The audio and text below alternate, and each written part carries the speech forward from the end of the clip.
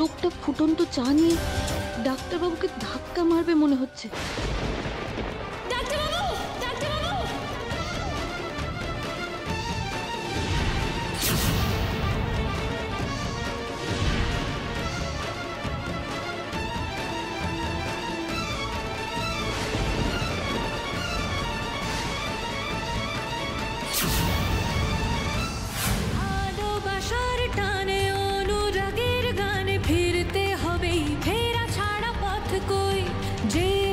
সে জানে দুটো নতুন প্রাণে ফিরলো পুরনো প্রেম ফিরতে হলো।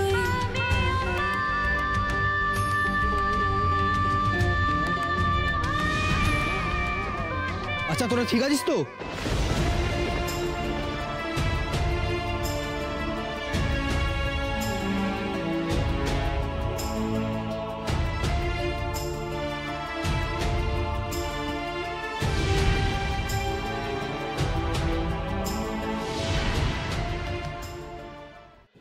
ও মাই গড, এটা কি হলো? আমি তো ভয় পেয়ে গেছিলাম। পেয়ারটার কি মাথা খারাপ নাকি? এই তোমার চোখ টোক নেই? এক্ষুনি দেবী ছুটে না আসলে তো একটা কেলেঙ্কারি হয়ে যেত। আমি বুঝতে পারছি না আমি এদিকে কি করে চলে আসলাম। আমি চাটা ঢালার জন্য ওই দিকেই যাচ্ছিলাম, কিন্তু হঠাৎ যে এদিকে কেন চলে আসলাম। এই একদম বাজে কথা বলবে না। এক্ষুনি তোমার মালিকের সাথে কথা বলছি, তোমায় ঘাড় ধরে বার করে দেয়। যাদের দায়িত্ব জ্ঞান নেই তাদের কি করে রাখে? মৈনাক সাবি একটু শান্ত, এসব বলিস না।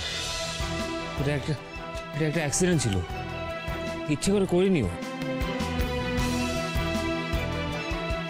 থ্যাংক গড দেবী, তুমি সময় লক্ষ্য করেছিলে।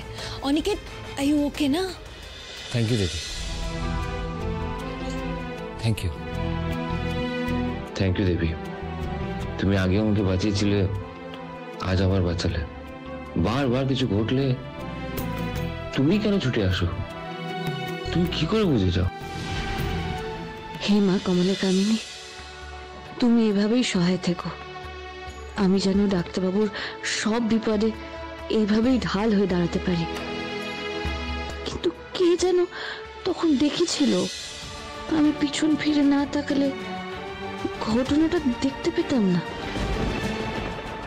Aniket, do me a favour, আমাকে একটু ড্রপ করে দেবে প্লিজ? অনেকটা রাত হয়ে গেছে, আর সেভাবে আমি তো এখানে কিছু চিনি না। সো